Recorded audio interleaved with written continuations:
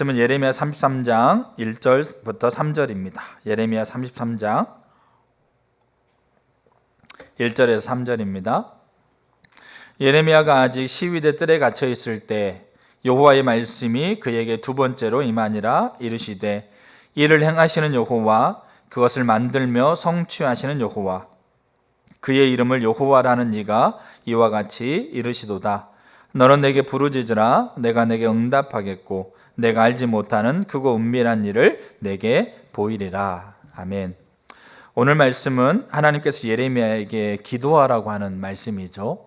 근데 이 기도하라고 하고 있는 것은 우리가 생각하는 것과 개념이 다릅니다. 그래서 우리는 이 말을 듣고 우리가 원하는 것을 하나님께 부르짖고 외쳐 부르짖으면 그 일을 이미 성취하신 하나님께서 응답하신다는 말로 우리는 주로 사용하는 거죠.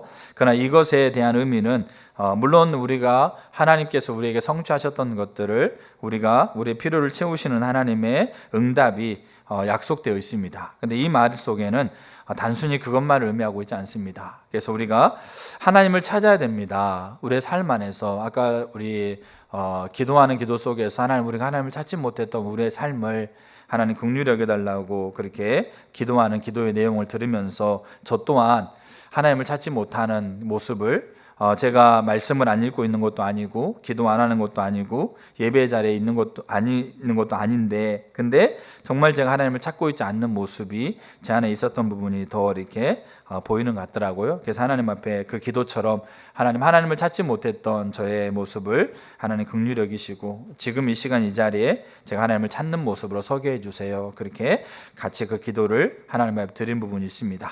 그래서 우리가 하나님께서 우리에게 말씀하고 있는 부분은 하나님 자신이 누군가를 설명해 주고 있습니다. 하나님께서는 일을 행하시고 일을 만드시고 일을 성취하셨다. 그리고 그 하나님께서 우리에게 약속하고 있다라는 것을 하나님 내가 너에게 부르짖어라. 그럼 내가 크고 은밀한 일을 너에게 보이겠다라고 하나님이 약속하고 있는 것을 우리가 이 시간에 우리가 더 보면 좋겠다 싶습니다. 그래서 오늘 우리가 살펴갈 것은 뭐냐면 우리가 하나님을 찾아야 되는데 왜 우리가 하나님을 찾아야 되는가에 대한 필요성. 그러니까 우리가 이 필요성을 정말로 잘 알지 못하면 우리가 그렇게 해야 되는데 라고 생각만 하지 실제로 그렇게 하지 않습니다. 그러니까 제가 지난주 얘기했잖아요. 제가 병원 다녀와서 병의 이렇게 부분은 치료가 됐는데 처방을 선생님이 처방을 운동하셔야 됩니다라는 처방을 내렸어요. 근데 제가 운동을 해야지 하는데 운동 안 하고 있습니다. 몸이 피곤하다고 여기고 운동해야지 하는데 운동 안 하고 있죠. 그 말은 제가 운동해야 될 필요성을 더 절실하게 못 느끼고 있는 거예요. 우리가 하나님을 찾아야 됩니다. 하나님을 찾아야지 말은 많이 하고 생각 정말 많이 합니다. 하나님의 사람들 치고 하나님을 찾아야 된다는 생각 안 하는 사람 몇몇이나 되겠어요? 많이 합니다. 근데 문제는 하나님을 찾아야 될 절박한 필요성을 올바로 인식하지 못하기 때문에 실제로 하나님을 찾지 않습니다. 그리고 하나님을 찾는다는 말의 의미가 뭔지도 사실은 잘 이해하고 있지 못하고 있는 부분들도 있습니다. 자, 그래서 오늘 예레미야에게 하나님께서 말씀하시는 것은 자신이 어떤 분인가, 그리고 그 자신이 예레미야에게 약속하고 있다는 것을 얘기해 주고 있습니다. 그래서 우리가 하나님을 찾아야 되는 것에 중요한 한 가지 이유를 하나님께서 우리에게 하신 약속이 우리 가운데 성취되기 위해서 우리는 하나님을 찾아야 된다는 것을 좀 보려고 합니다. 세 가지를 보려고 하는데 첫째는 하나님은 약속하시는 분이다라는 걸 볼 거고요. 둘째는 그 하나님이 약속했는데 그 약속의 내용을 볼 겁니다. 세 번째는 그 약속의 조건을 볼 겁니다. 그러니까 우리가 하나님은 언약하시는 하나님이에요. 하나님이 약속하신 하나님입니다. 근데 하나님은 언약하시고 약속하시기 때문에 반드시 그 언약의 대상이 있어요. 아담이건 노아건 아브라함이건 이스라엘 민족이건 아니면 교회이건 언약의 대상이 있다는 거죠. 그럼 하나님은 약속하신 분이기 때문에 그 약속 언약의 내용이 있을 겁니다. 이러이러한 내용이 있다. 우리가 어떤 사람과 집을 계약할 때도 어떤 내용이 있지 않습니까? 내용이 있을 거고, 그러면 이제 언약하신 하나님이기 때문에 그 언약이 실제로 성취되기 위해서 세우고 있는 두 사람 간의 조건이 있을 겁니다. 그럼 이 조건들이 이제 우리가 내용이 뭐고 조건이 뭔가를 우리가 보게 되어지게 되면 그게 정확하게 하나님을 찾는다는 말의 의미와 같다라는 것을 우리가 볼 수가 있습니다. 그게 이제 이렇게 쭉 가려고 합니다. 자, 그러면 첫 번째, 하나님은 어떤 분이시라고요? 하나님은 약속하시는 분이십니다. 하나님은 언약하시는 분이십니다. 그러니까 우리는 이 하나님의 약속과 하나님의 언약을 다른 말로 유업이라고 표현하기도 합니다. 하나님의 유업. 하나님께서 우리에게 주시고 있는 놀라운 은혜. 그렇게 유업이라고 표현하기도 합니다. 자, 그래서 하나님의 약속은 하나님은 세상을 창조하시고 난 이후부터 하나님은 매 순간 매 순간마다 하나님의 사람과 또 하나님의 사람이 모여있는 공동체와 하나님은 계속 약속을 해왔습니다. 아담, 노아, 그다음 아브라함, 모세, 다윗, 수르바벨, 그다음에 새 언약, 교회 이러면서 계속 하나님은 언약을 계속 해오시는 거죠. 왜냐? 언약의 하나님이시니까, 약속의 하나님이시니까. 그리고 그 하나님은 지금도 동일하게 우리와 약속을 하시는 거예요. 우리에게 언약하시는 건데, 우리가 대표적인 언약을 하나만 보게 되면 창세기 12장에 나와 있는 아브라함에게 하고 있는 언약입니다. 12장 1절에 우리가 많이 들었죠. 여호와께서 아브라함에게 이르시되 너는 너의 고향과 친척과 아비의 집을 떠나 내가 내게 보여줄 땅으로 가라. 내가 너로 큰 민족을 이루고 내게 복을 주어 내 이름을 창대하게 하리니 너는 복이 될지라. 너를 축복하는 자에게는 내가 복을 내리고 너를 저주하는 자에게는 내가 저주하리니 땅의 모든 족속이 너로 말미암아 복을 얻을 것이니라 하신지라. 이 언약하시는 하나님이기 때문에 그 시대마다 하나님은 하나님의 사람들 모여있는 공동체 언약하십니다. 창세기 12장에도 똑같이 언약의 내용과 언약의 조건이 담겨져 있습니다. 언약의 내용은 뭡니까? 너를 내가 창대하게 하겠다. 네 이름을 창대하게 하겠다. 그 다음에 너의 자손을 내가 세우겠다. 그 너의 자손을 통해서 내가 땅의 모든 족속이 복을 얻게 하겠다. 이게 언약의 내용입니다. 그럼 언약의 조건은 뭡니까? 그 언약이 성취되는 조건이 너는 본토 친척 아비 집을 떠나 내가 너의 지시할 땅으로 가라. 그러니까 언약 속에는 언약의 내용과 언약의 조건이 항상 포함되어 있습니다. 그리고 하나님은 언약의 하나님이십니다. 그래서 하나님은 언약하실 때, 약속하실 때, 그러니까 모든 약속에 다 그렇진 않아요. 근데 제가 봤을 때 거의 90% 이상이 하나님은 언약을 말씀하실 때 어떤 이름을 쓰시냐. 하나님의 이름이 여러 가지가 있거든요. 엘로힘, 야훼, 여호와, 그 다음에 뭡니까? 니시, 그 다음에 뭡니까? 라파, 이런 이름들이 있잖아요. 언약하실 때 하나님이 거의 90% 이상을 사용하고 있는 이름이 뭐냐면 여호와라는 이름입니다. 그러니까 여호와께서 말씀하시고 여호와께서 언약하시고 여호와께서 너에게 말한다. 여호와께서 나단을 통해서 다윗에게 말한다. 이러면서 여호와라는 이름을 언약을 체결하실 때 거의 90% 이상을 사용하고 계시는 거예요. 하나님의 이름도 사용합니다. 노아에게 무지개 언약을 말씀하실 때는 하나님이 말씀하시는 거예요. 그러니까 다른 분이 아니고 그 이름을 그 어떤 성격과 상황에 따라서 그 이름을 사용하시는 부분이 있어요. 왜냐하면 그 이름은 하나님의 자신의 존재 자신을 얘기하고 있기 때문에. 그럼 여호와라는 이름은 뭐냐? 여호와라는 이름은 출애굽기 13장에 나와 있는 야훼라는 이름으로 스스로 있는 자라는 이름이에요. 누구의 도움이나 누구의 영향을 받는 존재가 아니고 스스로 자존하고 스스로 존재하고 있는 이름이라고 하고 있는 게 본래 의미예요. 근데 이 여호와라는 이름을 하나님이 주로 어느 때 사용하냐면 언약을 체결할 때 사용한다고 그랬지 않습니까? 우리가 언약을 체결하면서 이름을 쓰잖아요. 이름을 쓸 때 서명하는 그 서명란에 여호와라는 서명을 쓰신다는 거죠. 왜냐? 그 이름의 의미가 스스로 있는 분인데 그 이름의 성격 중에 하나가 뭐냐면 언약을 약속하시고 그 약속을 책임을 지신다는 말의 의미가 있어요. 그 약속을 내가 약속했던 그 약속을 끝까지 책임성을 가지고 끝까지 내가 이 약속을 성취하고 이루겠다라고 하고 있는 그 성격이 여호와라는 이름 속에 들어있어요. 그래서 하나님이 계약을 체결하실 때 모세에게, 다윗에게, 아브라함에게 또 새 언약도 마찬가지고 교회에게 약속하실 때 그 서명란에 여호와라는 이름을 쓰시는 거예요. 근데 이 하나님의 약속에는 두 가지 중요한 특징이 있어요. 그러니까 이 두 가지 중요한 특징을 잘 이해할 필요가 있어요. 첫째가 뭐냐면 하나님의 언약. 그러니까 지금 우리에게 하나님이 지금 저에게 하나님이 언약하신다고 생각해 보세요. 그러니까 제가 지금 제가 이번 주에 이렇게 그 고향 땅을 방문하지 않습니까? 그때 저는 하나님께서 주고 있는 언약, 이 집 만민이 기도하는 집이라고 하고 있는 그 언약을 저는 근거해서 가는 거예요. 그러면 그때 제가 가지고 있는 이해가 두 가지가 있다라는 거죠. 하나님이 언약의 하나님으로서 여호와로서 저에게 하고 있는 언약의 두 가지 이 언약의 특징을 제가 이해하고 간다는 얘기입니다. 첫째가 뭐냐면 그 언약은 이미 성취된 거예요. 하나님이 세상을 창조하기 전에 하나님이 삼위일체 하나님께 서로 연합되어져서 서로 이 세상에 대해서 하나님이 계획을 세워가는 그 세상이 창조되기 전에 영원부터 영원까지 계신 하나님이 세상을 시작하기 전에 하나님이 이미 그 언약은 이미 성취하신 거예요. 이게 하나님의 언약의 첫 번째 특징이에요. 또 하나는 이미 하나님이 성취하셨던 이 하나님의 언약을 그 시대마다 하나님께서 성취하게 하신다는 거예요. 이게 두 가지 특징이에요. 자, 아브라함이 그 아들 이삭을 모리아산에 가서 제단에 번제물로 드립니다. 그때 아브라함은 뭘 가지고 있었냐면, 너가 창세기 12장에 너를 창대하게 하고 너의 자손을 세워서 너의 자손으로 너의 가문을 이루고 너의 가문을 통해서 열방이 이 땅이 복을 누리겠다. 이게 하나님께서 아브라함에게 하고 있는 언약이에요. 자, 근데 아브라함은 지금 자기의 하나밖에 없는 이스마엘은 내쫓아 보냈고 이삭이라고 하고 있는 하나밖에 없는 외아들인 이삭을 번제물로 드리고 가는데, 그때 아브라함은 어떤 개념을 가지고 있었냐면 막연하지 않았어요. 이 아들 내가 번제물로 죽이는데 하나님이 이 아들 다시 살린다는 인식을 가졌거든요. 어떤 방법인지 몰라요. 불에 태워도 하나님은 어떤 방법으로서든지 이 아들을 살려서 이 언약을 하나님께 성취하신다라고 하고 있는 믿음을 갖는데, 그 믿음을 가지고 있는 것이 막연하지 않았다고요. 그 말은 오늘날 3일 동안 모리아산 향해서 걸어가면서 어떨 때는 하나님 이 아들 제단에 올려서 하나님께 번제물로 드렸는데 하나님 안 살리면 어떻게 하지? 그 마음이 막 불안한 거예요.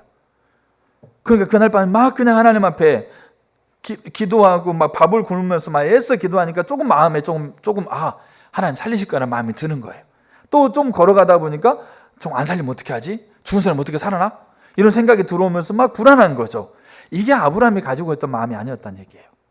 그게 무슨 말씀이냐면, 아브라함이 아들 이삭을 모리아산에 제물로 드리러 가고 있는 이 과정 가운데 아브라함이 하나님을 믿었다라고 하고 있는 말은 뭐냐면, 그게 이미 성취되었다라는 것을 신뢰하는 거예요. 그러니까 우리가 하나님 앞에 기도할 때, 치유를 위해서 기도할 때, 아니면 뭡니까? 필요를 위해서 기도할 때 우리의 기도는 막연한 거예요. 이미 하나님의 약속, 언약이 이미 성취되었는데 이 성취된 것을 근거로 하나님 앞에 서고 있는 게 아니라, 이 성취된 것을 근거로 서는 게 아니고 그냥 그게 이루어질지도 모르는 그 막연한 모호한 상황에서, 될지도 안 될지도 모르고, 되면 참 감사하지만 안 될 수도 있겠다는 생각을 가지고 있는 그 모호한 상황에서 하나님 앞에 서가는 것이 우리가 하나님을 신뢰한다라고 하고 있는, 하나님이 약속하셨다고 하는 그 약속을 대하는 우리의 잘못된 태도 중에 하나라는 얘기예요. 근데 아브라함은 분명하게 하나님이 자신을 복을 주시고 자기 자신의 가문을 세웠고, 그리고 가문을 통해서 열방이 땅이 복을 받는다고 하고 있는 이 약속이 지금 성취되어 가고 있지만, 문제는 뭐냐면 그게 이미 완성되었다라고 하고 있는 그 신뢰를 가지고 지금 그 하루하루 지금 모리아산을 향해 걸어가고 있는 그 과정을 대하고 있다는 거예요. 그러니까 산 밑에 아들을 데리고 산꼭대로 올라가면서 그는 같이 내려온다고 고백하고 있는 거예요. 왜냐하면 이거를 이미 전제하고 있으니까. 근데 이게, 그럼 우리도 그럼 당연히 하나님 이미 성취했다는 걸 전제하고 우리 하나님 앞에 기도하고 있지 그럼 다 되느냐? 또 그건 아니에요. 왜냐? 성취되게 하시는 것에 대한 언약의 내용에 조건이 있기 때문에 그래요. 근데 우리는 이 조건을 무시하고 우리는 이미 성취됐다는 것이니까, 그래 이미 다 이루어졌구나, 다 치유도 그렇고 필요를 채우는 것도 그렇고 하나님이 언약하고 있는 모든 것들 다 성취되었구나, 그럼 이제 여기에서 이제 그 성취된 걸 내가 마음에 굳게 다짐하고 여기에서 내가 구하면 다 이루어질 거 생각하는 거예요. 근데 실상은 어떻습니까? 우리 삶 가운데 실제로 이루어지는 것들이 경험되는 것이 너무나 우리 가운데 안 되는 걸 많이 경험하잖아요. 그럼 그게 뭐가 문제일까요? 이게 언약의 내용과 언약의 조건에 대한 이해를 우리가 올바르지 못해서 그래요. 그래서 먼저는 우리가 하나님은 언약하시는 분이세요. 그리고 그 언약은 지금도 계속되고 있고요. 근데 그 언약의 특징이 뭐냐면 이미 성취하셨어요. 그리고 성취하게 하시는 거예요. 그래서 예수님이 이 땅에 오셔서 하나님의 나라를 전할 때 예수님은 이미 하나님의 나라가 이미 성취됐다는 걸 전제하고 있고, 그리고 지금 이 자리에서 그 나라가 성취되어 가고 있다는 것을, 그 두 가지를 전제하고 있는 거예요. 자, 요 개념을 우리가 먼저 이해할 필요가 있어요. 자, 두 번째, 이제 언약의 내용입니다. 그러면 하나님께서 우리에게 언약하셨어요. 우리에게 약속하시고 있고, 우리에게 그 유업이라고 합니다. 그 유업이 뭐냐, 이거 언약의 내용이 뭡니까? 그래서 이 언약의 내용을 가장 잘 정리해주고 있는 이 성경책이 있어요. 그게 어디냐면 이사야서입니다. 그러니까 이사야는 66장으로 되어 있지 않습니까? 이사야는 그 시대의 북이스라엘이 망한 지점에서 예언이고, 그 다음에 150년, 180년이 지난 남유다가 망한 것에 대한 예언이고, 이사야는 지금 여기 살고 있는 사람이에요. 근데 200년 뒤에 유다가 망할 거, 그 다음에 1000년 뒤에 예수님이 이 땅에, 2000년 뒤에 예수님 다시 이 땅에 오실 거, 그 다음에 뭡니까? 우리가 지금 살고 있는 우리 시대, 그 다음에 더 언제일지는 모르지만 이제 예수님이 재림할 때까지, 그러니까 역사의 전 영역을 통합적으로 예언하고 있는 게 이사야예요. 그러니까 이사야의 예언 속에는 이 모든 게 다 들어있어요. 그러니까 하나님이 세상을 창조할 때부터 재림 때까지의 모든 통합적인 역사에 대한 하나님의 예언이 이사야서에는 다 들어있어요. 그렇기 때문에 이사야서에 하나님이 언약하셨던, 하나님이 약속하셨던 그 약속의 내용이 이 이사야서에 그대로 담겨져 있어요. 그리고 이 언약을 이제 성취하셨다고 하는 그 언약을 맺고 있는 그 시대의 그곳에서 성취되게 하시고 있다라고 하고 있는 그 조건마저도 이사야서에 그대로 기록되어 있어요. 그래서 우리가 이사야를 통해서 우리는 언약의 내용과 언약의 조건을 우리가 좀 살펴볼 필요가 있어요. 자, 질문을 한번 드려볼게요. 이사야에는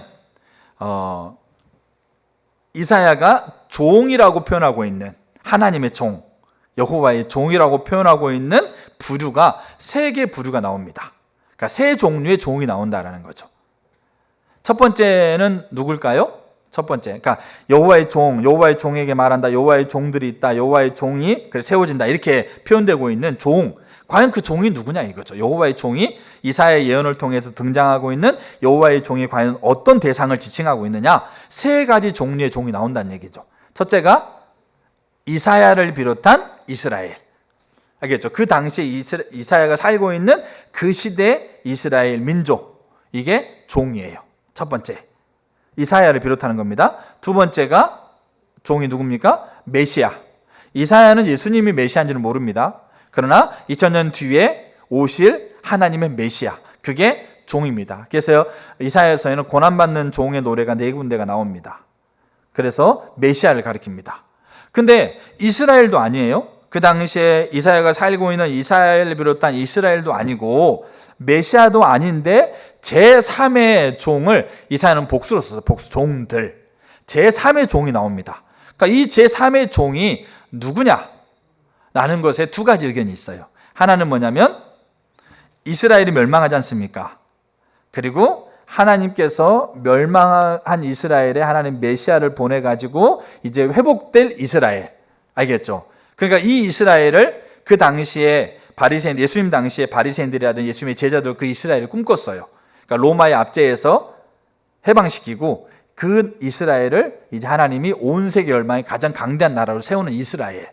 그러니까 이 이사야가 종들이라고 표현했던 것을 그 이스라엘이지 않을 거냐라고 하고 있는 하나의 이야기가 있고, 또 하나는 뭐냐면 우리는 메시아가 예수님인지 알지 않습니까? 예수님을 믿는 하나님의 자녀들, 오늘날로 말하면 신약의 교회들이 그 종들일 거라고 얘기하는 그 2가지 의견이 있어요. 근데 우리가 성경적으로 더 옳은 의견은 뭡니까? 그 회복될, 그러니까 정치적으로, 군사적으로, 경제적으로 강력한 부강한 나라의 회복으로 일어날 이스라엘을 얘기하고 있지는 않아요. 그럼 어떤 종이 될까요? 예수님을 믿는 무리, 교회로서의 종, 신약의 교회, 저와 여러분을 얘기하고 있는 교회로서의 종이 있는 거죠. 그러니까 이 3가지의 종이 나와요.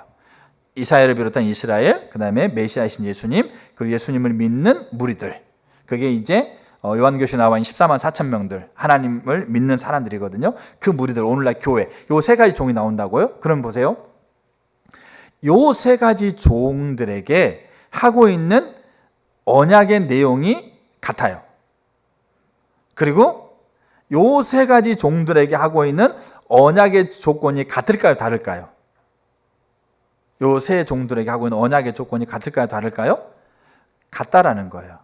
왜냐하면 여기 지금 언약의 조건을 좀 더 볼 때 여기 이사야가 그 이미 성취하셨던 언약을 이사야 시대 때 이사야를 통해 성취하고 계시거든요. 그럼 이사야가 가지고 있는 조건과 또 그 다음에 두 번째 종으로서의 메시아 예수님도 이미 성취하셨던 예언을 예수의 삶을 통해 성취하고 계시거든요. 그럼 예수님이 가졌던 조건을 비교해 보면 정확하게 일치를 해요. 그럼 이 두 종이 조건이 정확하게 일치한다고 한다면 나머지 한 종에게 이야기하고 있는 조건이 정확하게 일치하는 거예요. 자, 그 개념을 좀 이해할 필요가 있어요. 자, 그래서 이제 큰 두 번째, 이사야에서 나오고 있는 그 약속의 내용입니다. 우리는 이것을 7가지로 이야기할 수 있어요. 7가지로 간단하게 성경 한 구절 읽고 그 언약, 그 유업의 내용을 간단하게 좀 설명하면 좋겠는데, 첫 번째가 뭐냐면 7가지가 있어요. 이사야 하반부에 40장부터 66장까지 하반부에 7가지 언약의 내용이 나옵니다. 7가지 유업의 내용이 나오는 거죠. 자, 첫 번째가 뭐냐면 회복입니다.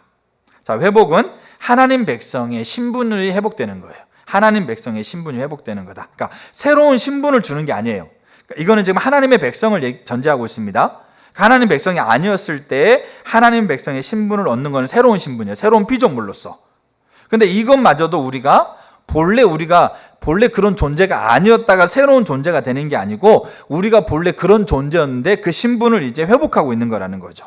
근데 우리가 하나님의 자녀가 되었음에도 불구하고, 이스라엘이 하나님의 백성임에도 불구하고 그 신분, 하나님의 백성이라고 하고 있는 그 신분이 실제적으로 이스라엘 백성들 가운데 누려지지 못하고 있는 거예요. 근데 하나님의 언약 속에는 그 신분이 실제적으로 누려지는 것을 다시 하시겠다라는 그 언약이 들어있다는 거죠. 그게 어디에 들어있냐면 이사야 62장 3절 한번 보겠습니다. 너는 또 여호와의 손의 아름다운 관, 내 하나님의 손의 왕관이 될 거라. 다시는 너를 버림받은 자라 부르지 아니하며 다시는 내 땅을 황무지라 부르지 아니하고 오직 너를 헵시바라 하며 내 땅을 뷸라라 하리니 이는 여호와께서 너를 기뻐하실 것이며 내 땅이 결혼한 것처럼 될 것이라. 여기에서 하나님께서 우리에게 말씀하고 있는 게 뭐냐면 버림받는 자, 황무지, 이런 곳으로 하나님께서 우리를 부르지 않겠다라는 거죠. 그러니까 하나님의 신분인데 버림받은 자, 황폐한 자가 본래 우리의 신분이 아니에요. 본래 하나님의 백성, 하나님의 자녀로서의 신분을 실제로 누리게 되는 이 자리에서는 버림받고 황무지가 될 수가 없는 거예요. 왜? 시냇가에 심은 나무처럼 시절을 쫓아 과실을 맺는 그 신분이 우리의 신분인데, 근데 우리가 하나님과 친밀한 관계에서 우리가 떠나고 하나님이 중심적인 것에서 떠나면 우리의 신분이 땅으로 떨어지게 된다고요.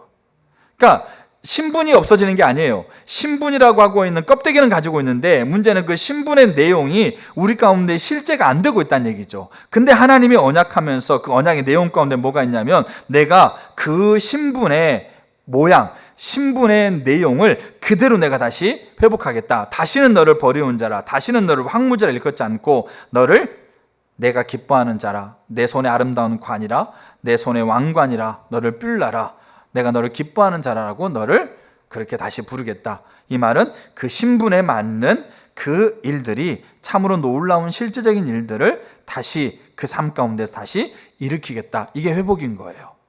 우리가 하나님의 자녀라는 신분을 가지고 있는 그 신분에 합당한 일들이 우리 삶 가운데 다시 일어나는, 그게 회복인 거예요. 그다음에 이게 이사야 하반부의 예언 속에 들어있고, 두 번째 하나님의 약속, 하나님의 예언 가운데, 하나님의 유업 가운데 있는 내용이 언약의 내용이 부흥입니다. 그러니까 이사야 60장 1절 보게 되면 일어나라 빛을 발하라 이는 내 빛이 이르렀고 여호와의 영광이 내 위에 임하였습니다. 이렇게 돼 있죠. 근데 문제는 뭐냐면 이게 어디에 임하냐 이거예요. 여호와의 영광, 여호와의 빛이 어디에 임하느냐? 어디에 임하냐면 어둠이 땅을 덮고 캄캄함이 만민을 가리고 있었을 때, 여러분들이 죄의 무게에 눌렸을 때, 죄의 짐에 눌렸을 때, 아니요, 죄의 짐만이 아니더라도 엄청나게 슬픔에 잠겨 있을 때, 그때요 스스로 일어서지 못할 주저앉음 가운데 거했을 때는 정말로 어느 하나 빛이 하나 없어요. 어느 하나 일어설 힘조차 없이 거기에 깊이 침전되거든요. 깊이 거기에 얽매이게 되거든요. 이게 지금 이 얘기예요. 어둠이 땅을 덮고 캄캄함이 만민을 덮어버렸을 때 어디를 쳐다봐도 일어설 힘과 근거가 하나도 없을 때, 그때 그 어둠, 강력한 어둠을 뚫고 뭐가 임한다고요? 빛이 임한다고요. 강력한 어둠을 뚫고 하나님의 영광이 그곳에 강력하게 부어진다라는 거죠. 그러니까 부어지면 뭐합니까? 그 영광이 내 위에 나타나리니 나라들은 내 빛으로, 왕들은 비치는 내 영광으로 나온다. 내 광명으로 나온다. 우리가 하나님의 그 거룩한 영광이 그 우리의 어둠을 뚫고 들어와서 우리 안에 강력하게 비칠 때, 우리가 그 빛을 누릴 뿐만 아니라 그 빛이 모든 열방으로, 여기 보게 되면 왕들로 나라들로 그 빛이 확산되어지는 이 어마어마한 일들이 일어나는 거죠. 이게 부흥이에요.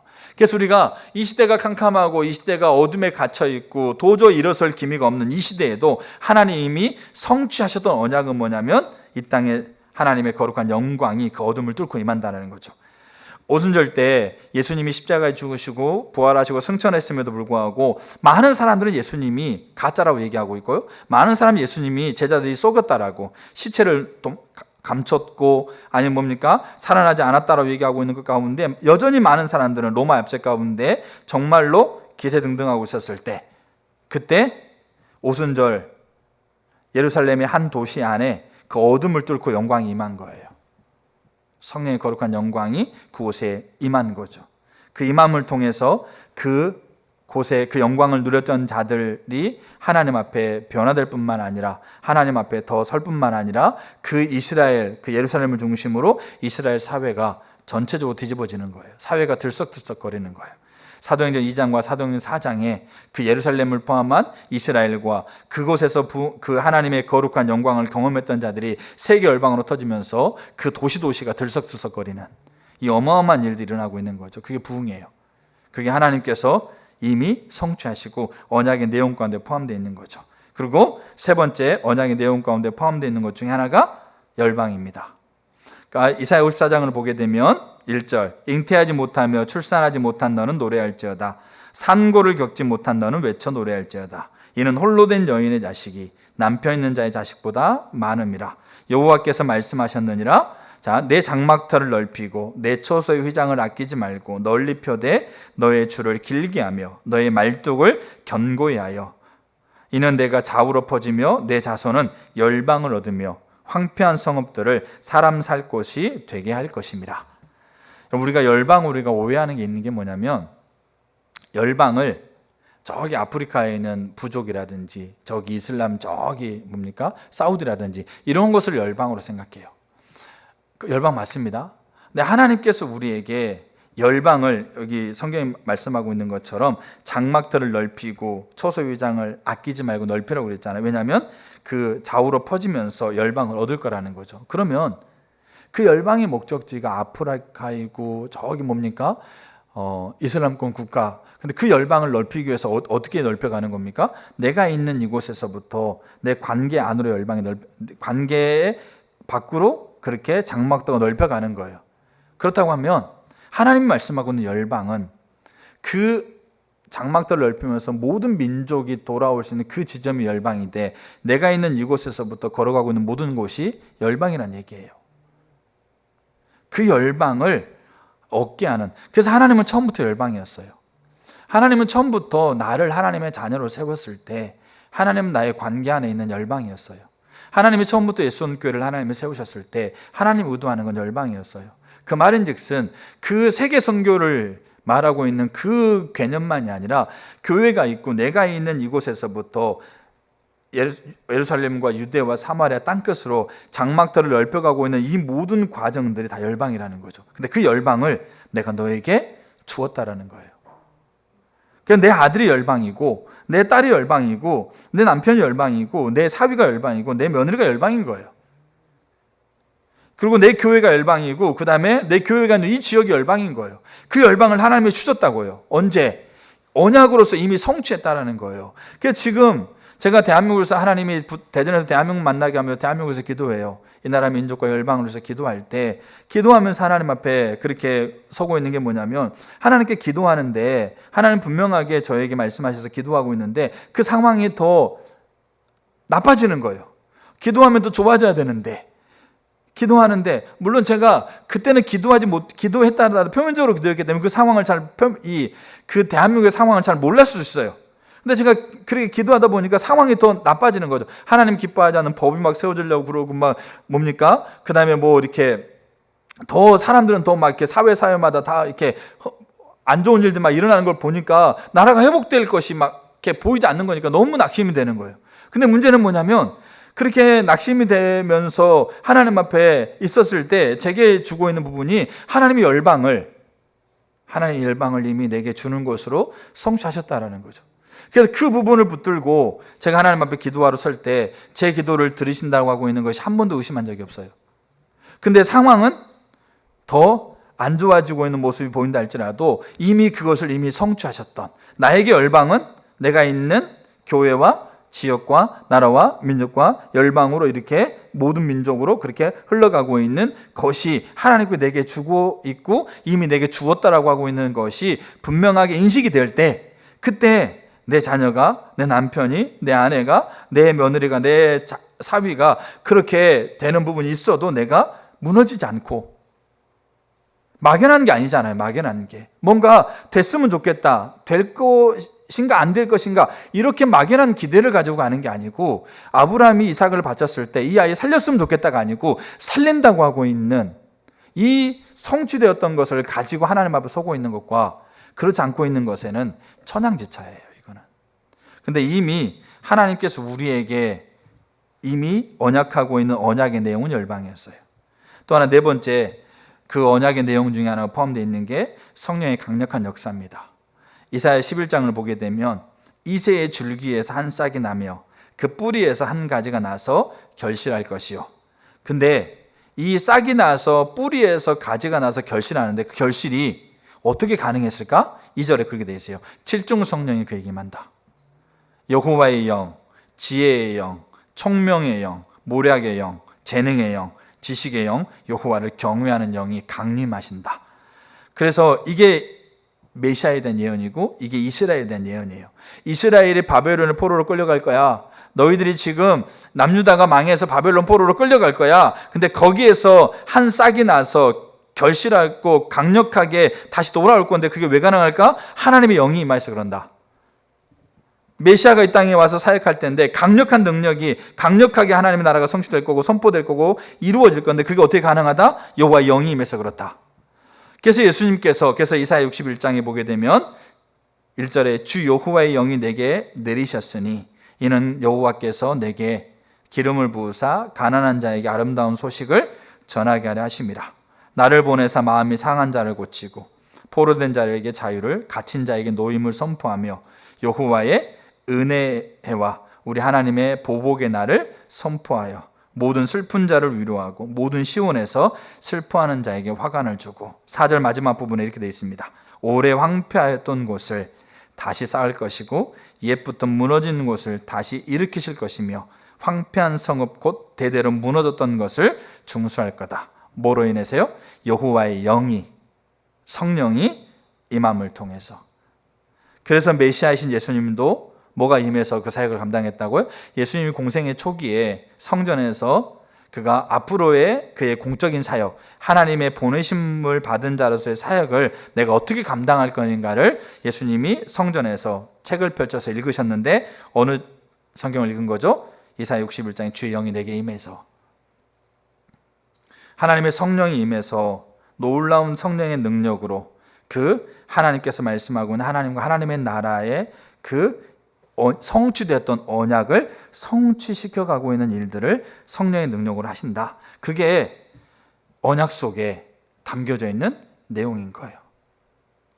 그 다음에 5번째, 언약 속에 담겨져 있는 내용, 약속의 내용 중에 하나가 뭐냐면 하나님의 실제적인 보호입니다. 하나님의 실제적인 보호. 이사야 54장 14절, 너는 공의로 설 것이며 학대가 내게서 멀어질 것인즉 내가 두려워하지 아니할 것이며 공포도 내게 가까이 하지 못할 것이라. 보라, 그들이 분쟁을 일으킬지라도 나로 말미암지 아니하는 것이니 누구든지 너와 분쟁을 일으키는 자는 너로 말미암아 패망하리라. 그러니까 하나님의 백성에게 하나님이 얘기하고 있는 게, 너와 다툼 있는 자가 있다고 한다면 그 다툼 있는 그 사람이 망할 거란 얘기죠. 왜냐하면 하나님 그 뒤에 이렇게 쓰고 있어요. 자, 그 다툼이 있는, 나랑 다투는 사람이 여러 가지 것을 가지고 나와 다투는 거죠. 도구는 여러 가지가 있죠. 말로, 그 다음에 무력으로, 그 다음에 뭐 돈으로, 아니면 뭐 인맥으로, 뭐 여러 가지 것을 가지고 나는 다투기 위해서 도구로, 무기로 사용할 거 아닙니까? 자, 그랬을 때 하나님 뭐라고 그러냐면 이렇게 말씀하시는 거예요. 참 이렇게 위로가 되는 말이에요. 자, 숯불을 부어서 자기의 쓸만한 연장을 제조하는 장인도 내가 만들었고, 그들이 사용하고 있는 무기, 그 무기를 만드는 사람도 내가 만들었고, 그 다음에 여기 내가 창조하였고 파괴하며 진멸하는 자도 내가 창조했다. 알겠죠? 그거를 사용하고 있는 그 대상도 내가 만들었다. 그러니까 내가 주권을 가지고, 주도권을 가지고 있다는 얘기죠. 알겠죠? 전쟁의 주관자로서. 그 다음에 또 뭐라고 말씀하시냐면, 너를 치려고 제조된 모든 연장이 쓸모 없을 거라는 거죠. 왜냐하면 그것도 하나님이 만드셨다. 첫 번째. 그 다음에 그게 왜 쓸모가 없어지느냐? 그 사람도 만들었고 그 무기도 이렇게 하나님 만들었는데 그게 다 쓸모가 없는 이유는 뭐냐면, 그 뒤에 하나님 뭐라고 그러냐면, 너를 대적하여 송사하는 모든 혀는 내게 정죄를 당하리니 이는 여호와의 종들의 기업이요 이는 그들이 내게서 얻은 공인이라. 여호와의 말씀이니라. 여기 보세요. 그들이 가지고 있는 모든 무기가 무력화되는 이유는 뭐냐면, 그 무기가 나를 지칭하고 있는 그 무기가 가지고 있는 그 의미가 사라져 버린 거예요. 예를 들어서 네가 나쁜 놈이야 라고 하고 있는 그 근거 있지 않습니까? 근거를 가지고 너는 이렇게 하는 게 나쁜 놈이야 라고 하고 있는데, 그 나쁜 놈이라고 하고 있는, 나쁜 사람이라고 하고 있는 그 근거가 하나님이라는 분이, 창조주가 이 사람을 용서하고 무죄라고 얘기해버리면 나쁜 사람이라고 얘기하고 있는 근거 자체가 소용이 없어져 버린다는 얘기예요. 근데 여기서 하나님께서 그들을 보호하고 있기 때문에 그 공격과 그 무기들이 다 무력화돼 버리는 거예요. 그렇기 때문에 네가 두려워하지 말라는 거죠. 공포가 있고 그 모든 것이 가까이 오더라도 네가 두려워하지 말라. 왜냐하면 내가 실제적으로 너를 보호하고 있기 때문에 그 모든 것들이 너에게는 무력화될 것이기 때문에 너는 두려워하지 말고 공포에 떨지 말라고 하는 거예요. 그게 하나님께서 하시고 있는 약속, 언약 속에 포함되어 있는 내용이에요. 그래서 우리가 이 교회와 하나님 백성들을 무력화시키기 위해서 하고 있는 사단의 강력한 대적 아래 하나님이 어떻게 하는 겁니까? 우리를 실제적으로 보호하고 있기 때문에 그 사단의 무력이, 사단이 가지고 있는 그 공격이 무력화돼 버려요. 그래서 이것을 하나님이 약속하고 있는 그 약속의 내용입니다. 그 다음에 여섯 번째, 하나님이 하고 있는 약속의 내용 중에 하나가 뭐냐면 경제적인 회복입니다. 부의 회복. 그래서 이사야 60장을 보게 되면, 자, 일어나라 빛을 발하 1절부터 빛을 발하라 이는 내 빛이 이르렀고 여호와의 영광이 내 위에 임하였음이라. 보라, 어둠이 땅을 덮을 것이요 캄캄함이 만민을 가려우려니와 오직 여호와께서 내 위에 임할 것이며 그 영광이 내 위에 나타나리라. 나라들은 내 빛으로, 왕들은 비치는 내 광명으로 나오리라. 자, 그렇게 하면서 이제 뭐라고 말씀하시냐면, 내 눈을 들어 사방을 보라. 무리가 다 모여 내게로 오느니라. 내 아들들은 먼 곳에서 오겠고 내 딸들은 안기어 올 것이라. 그때, 자, 이 먼 곳에서 이제 아들과 딸들과 모은 무리가 이제 온다라는 거죠. 그 왔을 때, 그때 내가 보고 기쁜 빛을 내며 내 마음이 놀라고 또 화창하리니. 여기 기쁘다, 놀라다, 화창하다. 그렇게 하고 있는 이유 중에 하나를 이 이사야 60장 5절에 이렇게 이는 그게 돼 있죠. 그 이유 중에 많은 이유가, 기쁘고 놀랍고 화창하고 있는 많은 이유가, 온 열방이, 아들과 딸들이 먼 곳에서 오고 온 열방이 내게로 돌아오는 것을 통해서 우리가 기쁠 건데, 마음이 놀라고 화창할 건데, 그 마음이 놀라고 화창하고 있는 이유 중에 하나를 여기다 쓰고 있다는 거죠. 그게 뭐냐면 바다의 부가 내게로 돌아오며 이방 나라들의 재물이 내게로 옴이라. 그러니까 기쁘고 되는, 화창하게 되는, 마음이 화창하게 되는 이유 중에 하나가 경제적인 부가 회복되는 것이 여기에 들어있다는 얘기예요. 그래서 우리가 하나님을 잘 믿으면 부자 된다는 말은 아닙니다. 예수님의 12제자들도 그렇고 이사야도 그렇고 부자 된다는 말은 아니에요. 근데 여기에 부가 내게로 돌아온다는 말은 뭐냐면 하나님께서 우리의 필요를 채우신다는 얘기예요. 하나님께서 우리의 쓸 것, 우리가 입고 먹고 마시고 살아야 될 그 필요를 하나님께서 우리에게 넉넉하게 채우시는, 세상 사람의 뭐 0.1%로 뭐 어마어마한 재산을 가지고 그렇게 부를 축적해 가지고 부를 모으고 그걸로 즐거움을 삼는다, 이런 개념은 아니에요. 근데 문제는 뭐냐면 그 하나님의 약속 중에 하나가 부의 유업이 들어있어요. 경제적 회복이 들어있어요. 우리의 삶의 필요를 채우시고 또 우리가 입고 먹고 마시는 것을 가능하게 하시고 있는 그 부의 유업이 거기에 들어있어요. 그래서 그것이 이미 성취된 부분이기 때문에 대한민국에서 기도할 때 경제적 회복을 위해서 기도하고, 지체를 위해서 기도할 때 지체 사업처와 지체 회사의 뭡니까? 회복을 위해서, 그리고 지체들의 가정과 교회의 재정을 위해서 그 하나님께서 회복하기를 위해서 기도하는 건 당연한 거죠. 왜냐하면 그 약속 속에, 언약 속에 들어있으니까. 자, 그 다음에 7번째 하나님의 언약 유업 속에 들어있는 것 중에 하나가 뭐냐면 새하늘과 새 땅이에요. 자, 이사야 65장 17절을 보게 되면 보라, 내가 새하늘과 새 땅을 창조하리니 이전 것은 기억되거나 마음에 생각나지 아니할 것이라. 너희는 내가 창조하는 것으로 말미암아 영원히 즐거워할지니라. 그 다음에 이사야 66장 22절에도 내가 지을 새하늘과 새 땅이 내 앞에 항상 있는 것 같이 너의 자손과 너의 이름이 항상 있으리라. 그러니까 7번째 이 약속의 내용 중에 하나가 뭐냐면 새하늘과 새 땅이에요.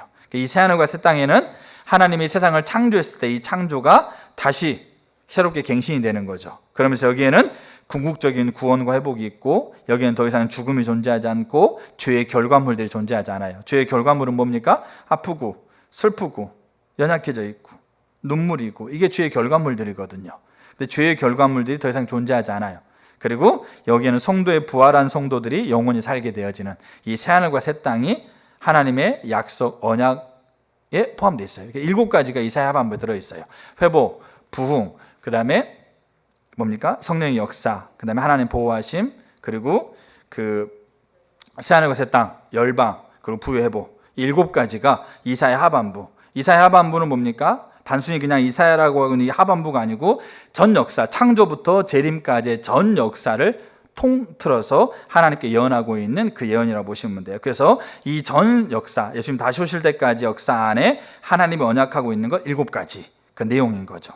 이 내용이 이사야와 이스라엘 백성 종, 그 다음에 메시아 종, 그 다음에 그 예수를 믿는 대상으로서의 교회 종, 이들에게 이 언약의 내용이 똑같습니다.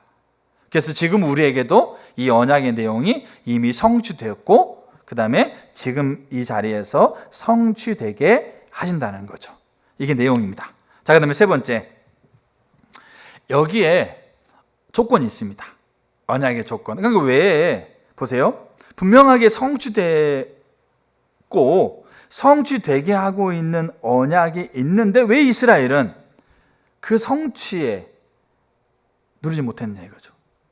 그 이스라엘 민족 안에 포함되어 있는 이사야는 그 언약의 성취를 누렸고, 메시아 예수님, 그 당시 예수님만 있는 게 아니고 그 당시에 율법학자들, 바리새인들, 종교학자들, 구약의 내용에 대해서 통달하고 있는 이들이 가득 있었는데 왜 그들은 그 언약이 이미 성취되었던 언약을 이미 달달달 외우고 있었는데, 7가지요 정말 달달달 외우고 있고 그거를 분명하게 믿고 있었는데 왜 그 시대에는 성취되고 있는 그 언약의 실제를 못 누리고 있었냐 이거예요. 예수님은 누리고 이사야는 누렸는데, 왜냐하면 이 둘이 공통적으로 가지고 있는 그 이스라엘 속에서 이사야, 그 다음에 그 유대 사회 속에서 예수님이 분명하게 차이점이 보이고 있어요. 그리고 이 차이점이 두 사람에게 똑같아요. 알겠죠? 그걸 우리가 좀 봐야 될 필요가 있어요. 자, 먼저 이사야. 그러니까 이사야는 구약 시대에 하나님이 언약하셨던 그 이 7가지 내용이지 않습니까? 이미 성취되었던 것이 그 시대에 성취되게 하시는 것의 대변이에요. 구약의 대변. 신약의 대변은 뭐겠어요? 예수님. 그리고 이제 예수님 이후에 이제 은혜의 시대를 살고 있는 우리, 이렇게 보시면 돼요. 그럼 이제 이사야를 먼저 볼 겁니다. 이사야가 살고 있는 시대에는 두 가지 특징이 있었어요. 이게 참 중요합니다. 두 가지 특징. 첫째, 특징은 뭐겠습니까? 그들은 하나님을 향한 의식이 뛰어났어요. 우리 많이 들었죠. 이사야 1장 10절 보게 되면, 그러니까 그 11절부터 여호와께서 말씀하시되 너의 무수한 재물이 내게 무엇이 유익하뇨? 나는 순양의 번제와 살찐 짐승의 기름에 배불렀고 나는 수송아지나 어린 양이나 순염소의 피를 기뻐하지 않는다. 13절 헛된 재물을 가져오지 말라. 월삭, 안식일, 대회, 그리고 성회로 모이는 것을 내가 견디지 못하겠다. 14절 너의 월삭과 정한 절기를 내가 싫어한다.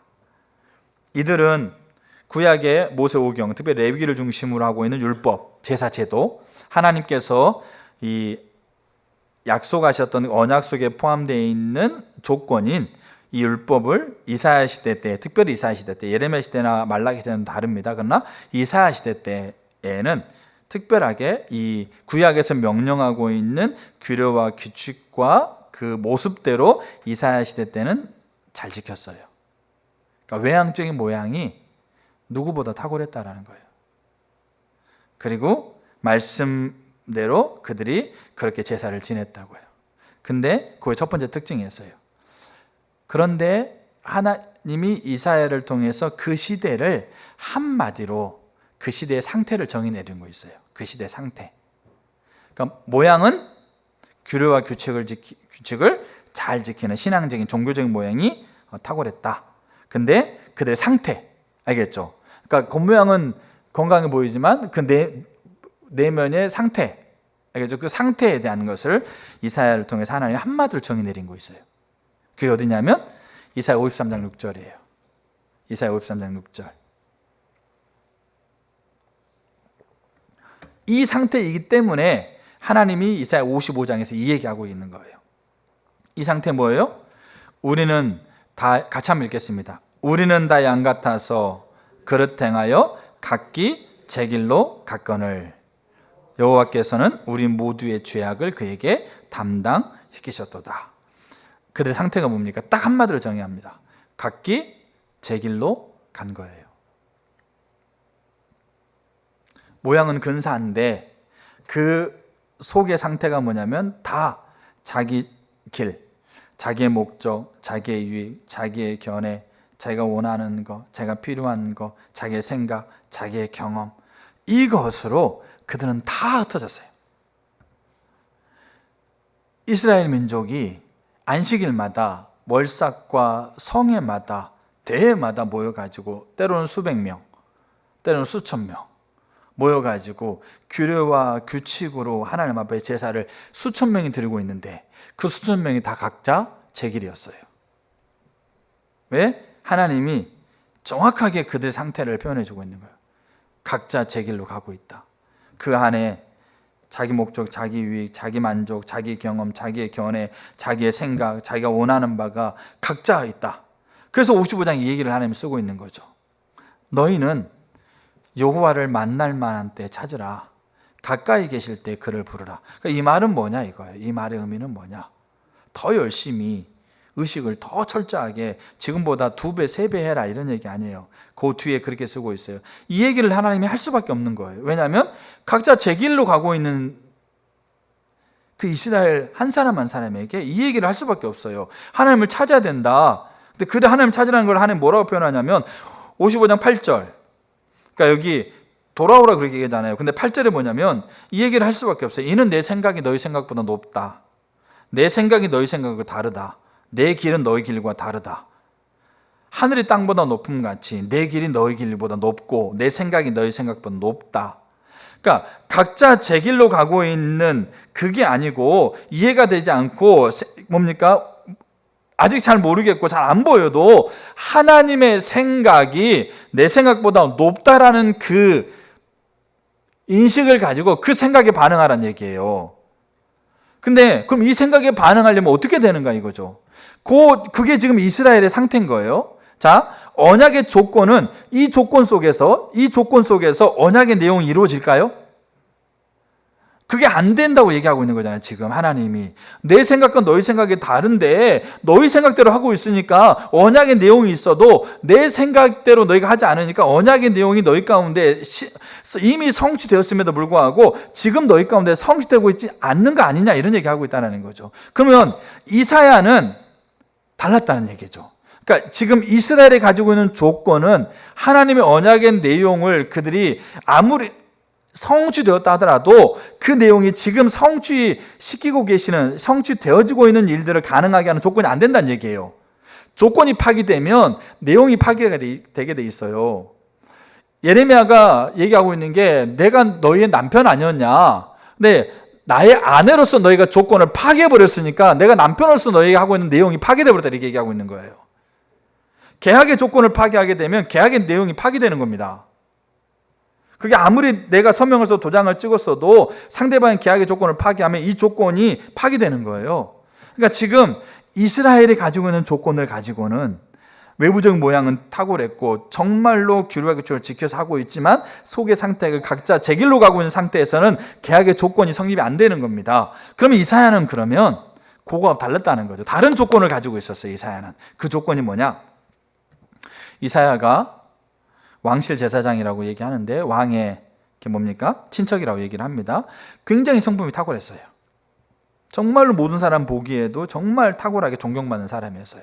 제사장이면서 왕실 제사장이기 때문에. 근데 오늘날 이사야가 우시야 왕이 죽었을 때 그 해에 우리가 알다시피 이사야 6장에서 이사야가 반차를 따라서, 그러니까 순서를 따라서 이제 제사장 업무를 하기 위해서 지성소로 들어갑니다.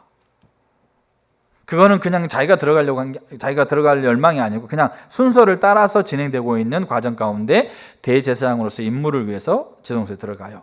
이사야 6장에 분명하게 이사야가 그걸 기록하고 있어요. 지성소에 들어가서 누구 만납니까? 하나님 만나요. 보세요. 거룩하다, 거룩하다, 거룩하다.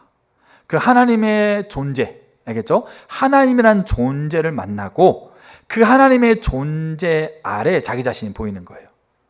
그래서 내가 입술이 부정하다. 그러니까 하나님이라는 존재, 그러니까 이론적으로는 그들이 다 가지고 있는 생각이에요. 이스라엘 민족이 이론적으로 가지고 있는 생각이 뭐냐면 하나님 만나면 인간은 죽는다예요. 죄 있는 인간이 영광스러운 하나님 만나면 죽는다는 이론적인 인식을 가지고 있어요. 근데 그 인식대로 살아가는 사람이 많지 않은 거죠. 근데 이사야가 성전에 들어가 가지고 하나님이 영광스러운 하나님을 딱 거룩하다, 거룩하다, 거룩하다라고 하고 있는 그 하나님을 딱 만났어요. 그때 자기 자신이 비춰질 때 입술이 부정한, 알겠죠? 무슨 이유 때문에, 어떤 뭐 때문에 그런지 몰라. 근데 입술이 부정해서 내가 지금 부정한 존재로 하나님 앞에 서고 있다는 걸 깨달아졌어요. 그러니까 자기가 죽는다는 인식을 가져요. 이건 실제적인 죽음을 의미합니다. 내가 이제 죽게 되었구나라는 이 죄의 무게에 내가 도저히 나를 이 죄를 해결할 수가 없겠다는 생각을 갖죠. 그때 하늘에서 하나님께서 숯불을 가지고 이사야의 입에 되면서 그가 가지고 있는, 내가 죽게 되었다 여기고 있는 그 죄의 문제를 해결해 주세요. 이게 하나님이 그 이사야의 마음의 자리에, 그러니까 히브리어는 마음이 레브고 그 다음에 헬라어는 카르데아인데 그 마음의 자리에 하나님이 새롭게 들어오고 있는 거예요. 근데 이렇게 들어올 뿐만 아니라 그 하나님이 가지고 있는 그 시대에 하나님이 창조 때부터 이미 성취하셨던 그 놀라운 언약을 그 시대에 성취하고 싶고자 하는, 이게 하나님 나라거든요. 그 나라, 이 언약을 성취하고 싶어 하시는 하나님의 의중이 이사야의 마음속에 자리 잡게 돼요. 그래서 그 과정을 지난 다음에 이사야 8장, 6장 8장에 또 그가 소리가 들리는 거예요. 이런 과정을 이제 이사야가 겪고 있는 과정 속에서 소리가 들릴 때 내가 누구를 보내며 누가 우리를 위해서 갈고, 그때 이사야가 그렇게 대답해요. 내가 여기 있습니다. 나를 보내십시오. 이 말은 이사야의 마음에, 그러니까 이 마음이라는 의미를 우리 살폈잖아요. 그 마음에 하나님과 하나님의 나라가 그 마음에 들어오고, 그리고 그게 전부가 된 거예요. 하나님과 하나님의 나라가 이사야의 전부가 되었을 때, 그때 하나님이 그 자리에서 누가 우리를 위해서 갈까라고 했을 때 이사야가 그렇게 대답하는 거예요. 그리고 많은 사건들이 있죠. 그중에 한 사건이 이사야 20장 3절에 보니까 여호와께서 이르시되 나의 종 이사야가 3년 동안 벌거벗은 몸과 벗은 발로 다니며 애굽과 구스에 대하여 징표와 예표가 되었다. 그러니까 애굽과 구스에 이스라엘이 괴롭힘을 당할 거거든요. 괴롭힘을 당해서 온갖 모욕과 수치와 알겠죠? 이런 그 저주를 다 당한다고 이스라엘이. 근데 그것을 몸소 보여주고 있는 게 이사야였어요. 그럼 이사야는 뭐냐면 누구에게 수치를 당하고 있는 게 누구에게 애굽이나 구스 이런 사람에게 수치를 당하고 있는 게 아니라 자국민들에게. 왜냐하면 왕실 제사장으로서 그 이렇게 성품이 온화했던 사람이 어느 날 벌거벗은 몸과 발로 돌아다니고 있는 거 보면서 그 이스라엘의 민심이 다 이사야에게 돌아서 버린 거예요. 미쳤다, 돌았다, 아주 그냥 제정신이 아니다, 아주 그냥 저 사람은 말하고 있는 그 말이 미친놈 말처럼 취급하면서 온갖 수욕과 모욕과 알겠죠? 이 수치를 다 당한 거죠. 누구에게? 이스라엘 민족에게. 근데 이게 마치 애굽이 이스라엘을 향해서 괴롭히고 그 다음에 뭡니까? 이스라엘을 조롱하면서 무시하고 하고 있는 이 수치를 당하고 있는 것을 보여주고 있는 거라는 거죠. 근데 이게 왜 가능했을까요? 이 수치를 당하고 있는 이 3년이라는 기간 동안 하나님이 성취했던 이 언약의 내용이 이사야에게 상관없는 걸까요? 그 시기 때 3년 동안 왕실에서 왕과 함께 차 마시면서 음악을 들으면서 아이고 이 시대가 아이고 이렇게 얘기하고 있는, 그래서 평안한 데에서 있으면서 하나님 앞에 조용히 잠잠하게 묵상하며 기도하고 있을 때, 이때는 이미 성취하셨던 언약이 이사야의 삶을 통해 성취되고 있고, 뻘거벗고 수치를 당하고 있는 사람의 손가락질을 당하고 있는 요때, 아무것도 안 이루어지고 있는 요때는 지금 하나님이 이미 성취하셨던 언약이 이사야에게는 성취 안 되고 있을까요? 상관없는 걸까요? 아니라는 얘기죠. 그럼 왜 언약의 조건에서 분명하게 차이가 나는 거예요? 이스라엘과 이사야는 분명하게 차이가 나는 거죠. 어떤 차이겠어요? 각자 제 길로 가느냐? 아니면 하나님과 하나님의 나라가 그 마음에 있고 그게 그의 전부냐? 이게 조건인 거예요. 이사야는 이 조건이었었고 이스라엘은 이 조건이 있는 것처럼 보였지만 이 조건이 아니었었고, 그게 차이예요. 그러면 이제 이게 첫 번째 종이에요. 그래서 이사야는 구약에 성취되었던 약속, 언약의 내용이 그 시대에 성취되고 있는 것을 대변한 자라고 한다면, 그럼 신약, 이제 메시아로서 이 땅에 오고 있는 예수님은 그 언약의 조건을 이사야가 가지고 있는 조건과 같을까 다를까를 우리가 보면 금방 알 수 있죠. 왜냐하면 성경 몇 구절만 보면 금방 알아요. 그 중에 대표적인 구절이 뭐겠어요? 겟세마네 동산에서 십자가에 잡히시기 전날 하나님 앞에 기도했던 내용이에요. 이 잔을 내게서 지나가게 해주세요. 이거는 육신의 고통, 그 다음에 침뱉음 당하고 그 다음에 조롱당하는 그런 고통 때문에 이 잔을, 그러니까 십자가라는 잔을 자신에게 지나가게 하는 기도가 아니었어요. 예수님은 그게 예수님의 가장 큰 아픔이 아니었어요. 경제적인 부족, 육신적인 아픔, 관계 가운데 조롱하고 비난하고 그 다음에 뭡니까? 이런 것들이 그의 가장 이 중심에서부터 그의 가장 아픔과 슬픔이 아니었어요. 가장 아픔과 슬픔은 뭐냐면 가장 좋아하는 것이 사라질 때예요. 가장 열망하고 가장 내 삶의 전부라고 하고 있는 것이 사라질 때예요. 그때 예수님이 가지고 있는 가장 아픔이었어요. 근데 그게 뭐였을까요? 예수님은 이 땅에서 하나님 아버지와의 완전한 연합, 내가 아버지 안에 아버지가 내 안에 있는 완전한 연합이 예수님에게 있어서 가장 좋아하는 거였고 가장 사랑하는 거였는데, 그것이 요 자리에서는 그게 안 되는 거예요. 육신이 아프고 사랑하는 사람이 나를 비난하고 침뱉고 조롱하고 나를 뭡니까? 베드로가 내가 눈을 똑바로 쳐다보는데 저 사람 모른다고 이렇게 조롱하고 배반하고, 그 다음에 알겠죠? 그 다음에 어머니 마리아가 아들이 죽어가는 모습을 보면서 애통하고 있는 거 마음이 아프죠. 근데 예수님의 가장 근원적인 아픔은 왜 잔을 지나가게 했냐? 그것이 아픔이었지만 그게 예수님이 잔을 지나가게 하게 하고 있는 핵심적인 이유가 아니었다고요. 십자가에서 예수님은 죄인을 죽습니다. 그러니까 포장만 죄인인 것처럼 죽는 게 아니에요. 그냥 모양만 씌우내는 게 아니고 죄인으로 죽어요. 그 말은 죄와 하나님은 함께 있을 수가 없는 거지 않습니까? 그럼 그때에는 하나님이라는 분이, 가장 소중한 하나님이라는 분이 그곳에는 함께 있을 수가 없는 거잖아요. 그러니까 요 상태가 십자가 상태예요. 그러니까 요것이 예수님에게는 가장 근원적인 아픔이고 슬픔이고 못 참는 거잖아요. 그러니까 하나님 이 잔을 내게서 넘겨주세요. 그렇게 얘기하는 겁니다. 근데 그 뒤에 이렇게 우리가 알고 있는 기도가 있죠. 그러나 내가 원하는 대로 하지 마시고 나는 하나님과 완전한 연합 가운데서 그렇게 있고 싶습니다. 근데 이게 나의 열망인데 근데 나의 원하는 대로 하지 말고 아버지 원하는 대로 해주세요라고 그렇게 기도하고 3번을 기도하고 십자가 지시잖아요. 그러면서 요한복음 5장 3절에 나는 내 원대로 하려 하지 않고 나를 보내신 이의 원대로 하는 거로 내 심판은 의롭다. 자, 여기 중요한 부분이 있어요. 예수님은 자기 자신이 보냄받은 자라는 인식을 가졌어요. 보냄받은 자. 여러분 예수님은 하나님이셨기 때문에 아니라 예수님은 보내심을 받은 거예요. 여기 있잖아요. 나를 보내시는 이의 원대로 하려고 하는 거다. 알겠죠? 그 말은 뭐냐면 자기 자신이 하나님으로부터 보냈다는 거죠. 그러면 자기 자신이 하나님을 보냈을 때 예수님은 2가지가 예수님의 마음에 그가 이제 하나님으로부터 이 땅에 보내심을 받았을 때 2가지가 예수의 마음속에 자리 잡은 거예요.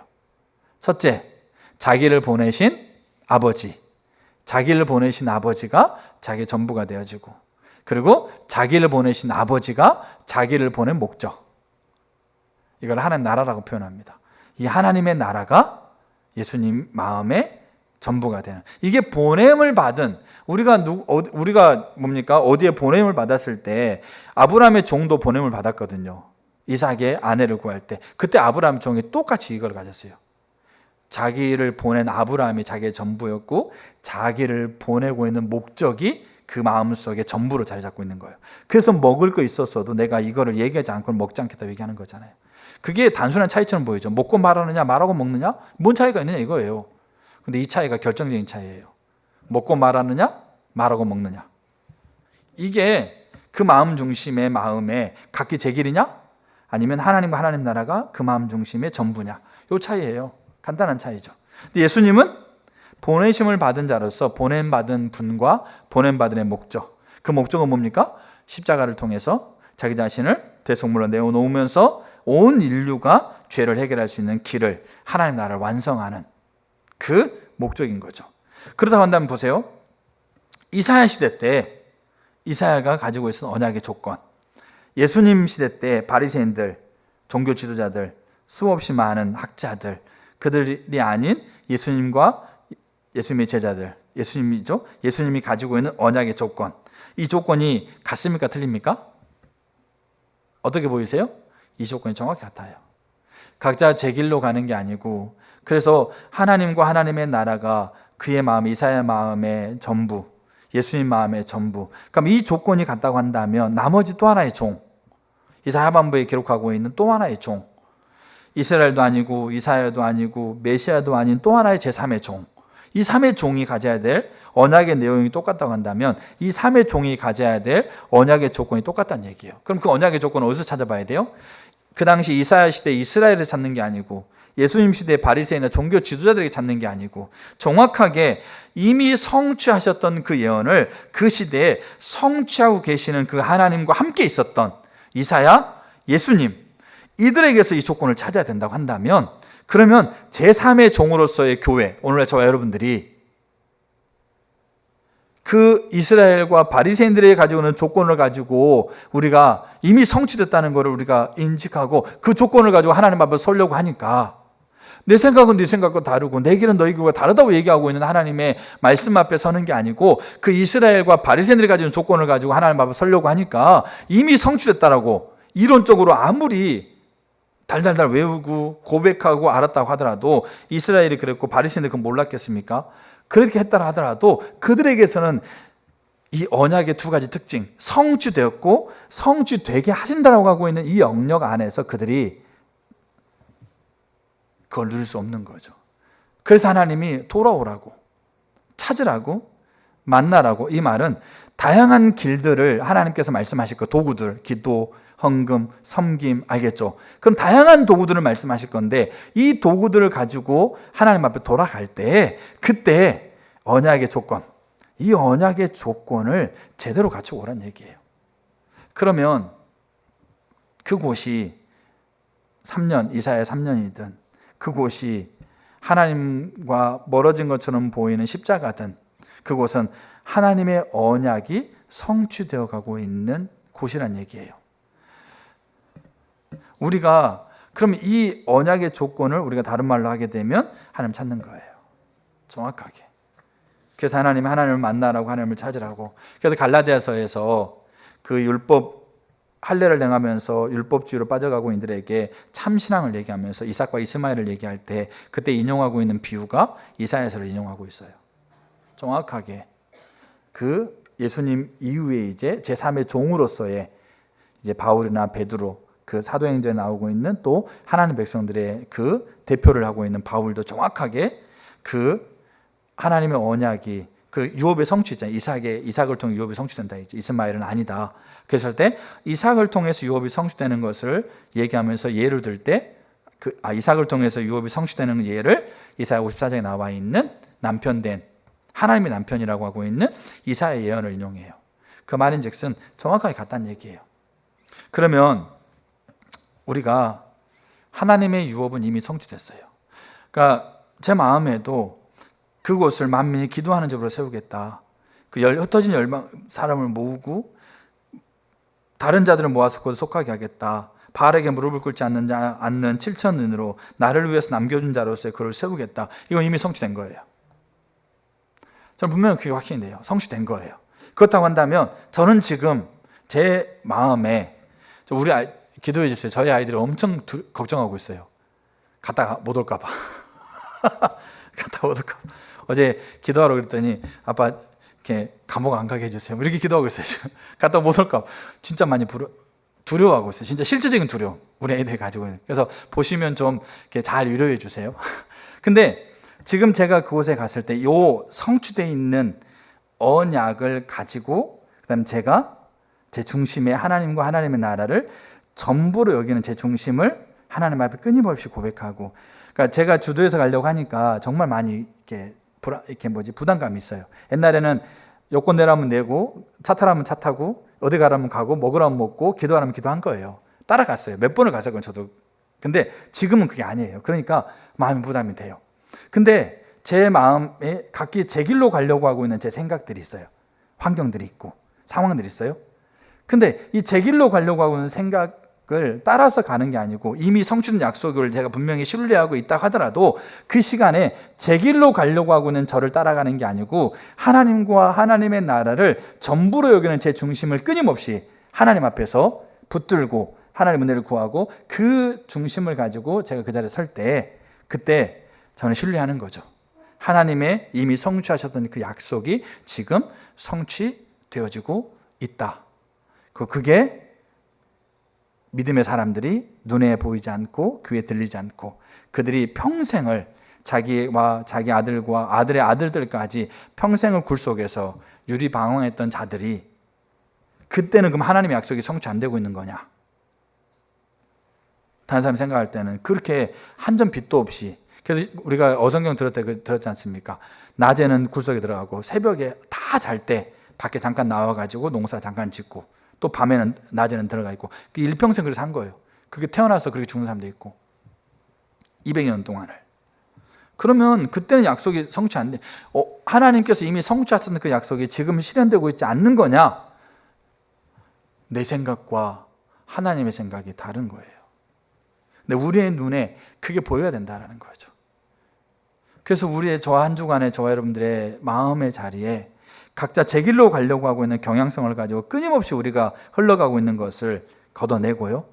하나님과 하나님의 나라가 내 이 마음 중심에 전부로 세워지길 원하는 그 중심을 끝까지 붙드세요. 붙들고 그게 안 되면 은혜를 구하세요. 그게 안 되면 하나님 도와달라고. 내 마음이 하나님과 하나님의 나라가 전부가 안 되고 있어요. 그럼 도와달라고 기도하세요. 왜? 그게 이미 성취됐던 언약을 내가 지금 이 자리에서 누리는 거니까. 일터에서, 집에서, 아니면 뭡니까? 교회에서, 아니면 어느 자리에서 누리는 거니까. 성취하고 계시는 하나님을 실제로 누리는 길이니까 그래요. 이게 정확하게 하나님을 찾는 거예요. 그래서 이번 한 주간 동안 저는 그렇게 할 거고, 그렇게 해야 될 상황 가운데 처해 있는 거고, 그 다음에 여러분 한 분 한 분도 그렇게 하시길 축복합니다. 그래서 이미 성취됐던, 이미 언약의 내용 가운데 7가지 이 어마어마한 일들이 오늘 우리가 살아가고 있는 걸음걸음에 실현되어지는 성취되게 하시는 하나님이 우리 삶 가운데 이해가 되기를 축복합니다. 그래 되기를 이렇게 예수님의 이름으로 축복합니다. 기도하겠습니다.